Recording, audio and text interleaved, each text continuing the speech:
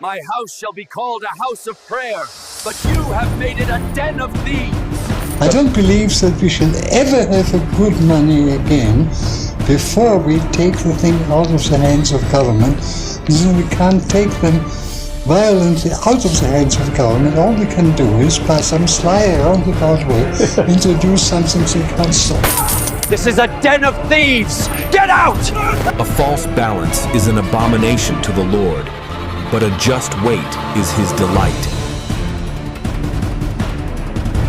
You want your state to be a healthy one, do not touch units of weight, measurement, and the coinage. Many layered swindle lies hidden behind the appearance of a quick fix.